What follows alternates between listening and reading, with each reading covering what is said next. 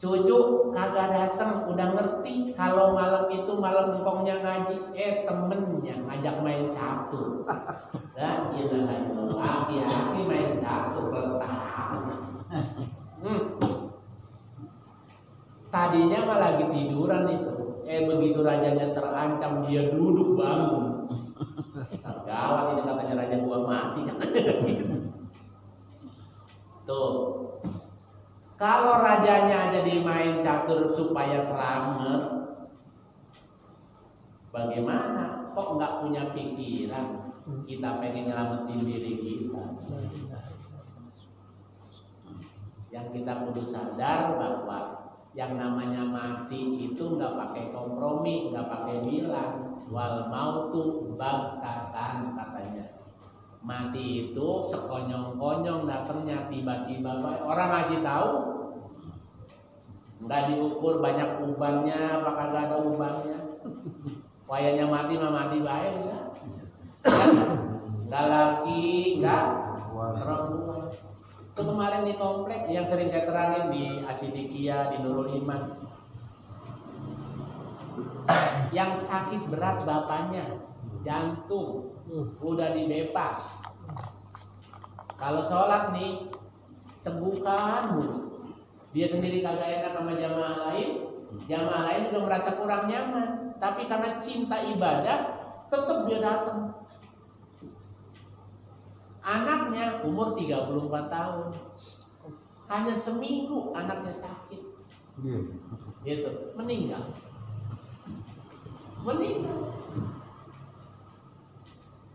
Di komplek lagi sama, di komplek umur bapaknya 80 tahun, anaknya 43 tahun. Pelatih bulu tangkis PB Banten. Meninggalnya di mana? Di GOR lagi ngelatih. Katanya kan olahraga mah sehat ya. Malaikat mah kagak kenal. Sorry katanya, kata malaikat, gua kagak kenal raket. Gua kagak kenal bola. Pokoknya lu mati.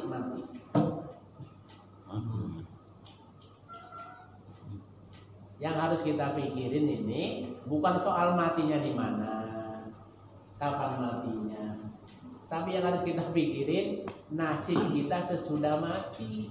Itu yang penting. Ini kan yang kita pikirin, pokoknya mati juga nggak apa-apa, kata yang penting jangan corona begitu. Lah emang boleh milih. Boleh milih katanya, yang penting kagak corona. Makanya katanya gua mau ke masjid. Begitu. La ilaha illallah. Yang penting aturan pemerintah kita ikuti, petunjuk dokter kita pakai, misalnya berjarak, kan gitu ya. Kita susah nanam pohon jarak nih. Mana ada tempatnya. Udah, gitu kan? Terus cuci tangan. Orang ke mushola, Allahu Akbar. Bukan tangan doang yang dicuci, sampai daleman-daleman. Iya. Ya nggak? Luar dalam dicuci. Insyaallah innallaha yuhibbut tawwabin wa yuhibbul mutatahhirin. Surah Al-Baqarah ayat 222. Allah Subhanahu wa taala cinta sama hambanya yang senang bersuci. Suci dosa, suci daripada najis, suci daripada hadas.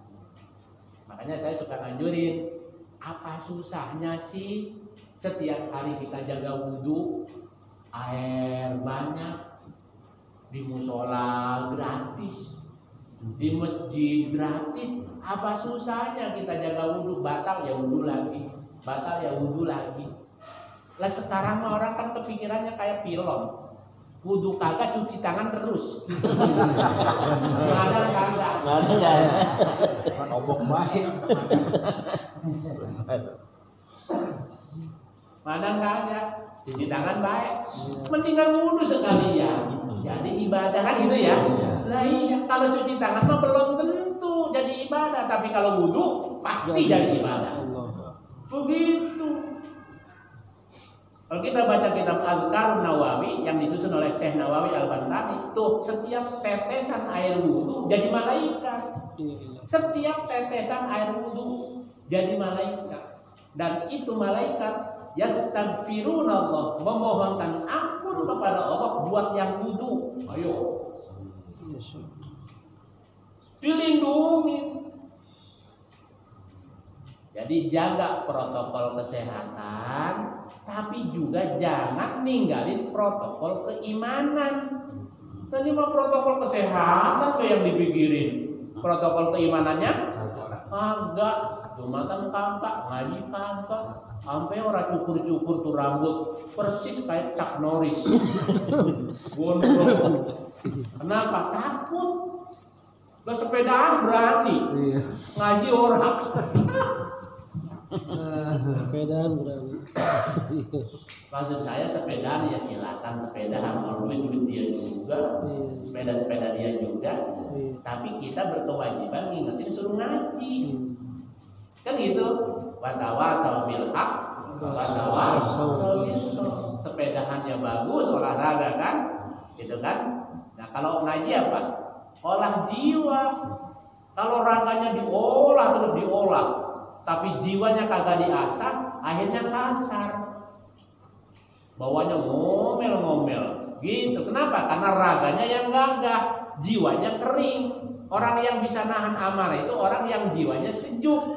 Yang sejuk mana? Yang diasah, yang diolah jiwanya. Pakai apa? Pakai agama. Di mana? Ya kalau kita sepeda rusak kan dibawa ke bengkel.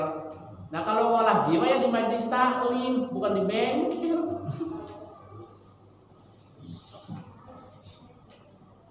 Oleh karena itu, beruntunglah kalau rumah kita dekat musola. Alhamdulillah. Beruntung juga kalau rumah kita dekat masjid. Alhamdulillah. Musibah besar, ya, musibah besar. Kalau rumah kita dekat musola, orang mau ngaji, orang mau sholat, musibah besar. Tadi subuhin madang orang nyolek-nyolek. Begitu, kurang lebih. Masya Allah. Dan ngaji begini nih, pahalanya luar biasa. Ya, pahalanya luar biasa. Maka sering saya ngajak ngingetin, ibadah itu kita kudu pinter. Caranya enteng, tapi pahalanya luar biasa. Apa itu ngaji? Kata Nabi la ayyam wa fata'allama baban min ilmi khairun min ayyusalliya al-faraqatin. Duduk doang sebentaran, kata Nabi. Bahasa orang mari begitu tuh. Duduk doang sebentaran, kagak lama. Terus ngebahas satu bab, misalnya bab wudu, bab tayamum, bab sholat. Kata Nabi apa? Khairun, pahalanya jauh lebih bagus min ayyusolliya, ketimbang sholat sunnah al-faraqatin 1000 rakaat. 1000 rakaat. Bahasa Nabi al-faraqatin. Itu sih rakaatnya ditinggal dari alfaba yang inget. Ke alfa dulu, rakaatnya hilang. Al-faraqatin 1000 rakaat. Duduk doangan begini nih. La taktubu harfan, kata Nabi kepada Ibnu Mas'ud, ya. Ya benar Mas'udin gitu kan. Julu suka sa'atan fi majlisil ilmi gitu kan, kata Nabi itu. Wahai Ibnu Mas'ud, dudukmu di majlis ilmu sebentaran doang, kagak bawa kitab, kagak nulis barang satu huruf pun, tapi pahalanya luar biasa dahsyat. Apa itu? Ngaji. Nah lagi-lagi karena ini pahalanya besar, tetap hamanya banyak. Supaya apa? Supaya kita tidak menjadi umat Nabi yang beruntung, dijagain main bis, dijagain. Di dalam kitab Minhajul Qawim halaman 12 beliau mengutip hadis Rasulullah sallallahu alaihi wasallam. Kata Nabi, faqihun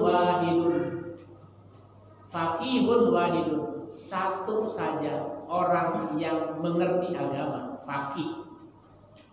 Faqihun wahidun, satu orang yang mengerti agama, orang alim. Kata Nabi apa? Asyaddu ala syaiton, dianggap menjadi ancaman, dianggap sangat membahayakan bagi setan min alfi abidin ketimbang 1000 tukang sembahyang.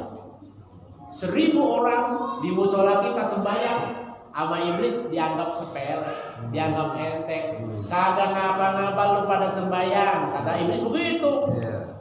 Sembayangannya ini sembahyang yang kagak pakai ilmu, yang sembahyangnya cuma datang pulang gitu kan. Assalamualaikum, Allahumma lantas jalan. Orang mau kalau pakai ilmu, Allahumma antas salam. Ini Allahumma antas jalan. Antas jalan. Kata iblis begitu. Nabi kasih tahu tuh, asyaddu ala syaiton, dianggap sangat berbahaya oleh setan min alfi abidin ketimbang 1000 tukang sembahyang. Ya kenapa? Karena kalau orang alim, orang berilmu, kalau dia melek, orang sekampungnya diajarin, Pak. Maka dulu pernah di Masjid Nabawi ada orang alim lagi tidur di depan pintu Masjid Nabawi. Yang di depan mihrab itu lagi sembahyang. Begitu Nabi masuk ke Masjid Nabawi, Nabi lihat itu iblis lagi ngipas-ngipasin yang lagi tidur. Dikipas-kipasin. Ya kalau Rasul kan tahu. Kelihatan di iblis setan itu kelihatan sama Nabi. Kata Nabi, kenapa lu kipas-kipasin orang yang lagi tidur katanya? No, yang lagi sembahyang bukannya digoda. Iblis bilang apa? Yang lagi sembahyang untuk orang bodoh, sembahyangnya mau pakai ilmu. Kalau ini yang tidur nih, ini kiai. Kalau di kampung kita begitu, ajengan orang alim. Kalau dia melek, orang sekampung diajarin ngaji, bahaya dia, kata begitu. Makanya wajar kalau di tempat pengajian pada ngantuk tuh wajar. Dikipas-kipasin sama iblis. Kalau ngaji belum kelar udah pulang duluan itu udah ketempelan. Dekat. Dari amplop dulu dong. Iya. Begitu. Itu udah ada sejarahnya begitu. Sejarahnya. Jadi dia mau orang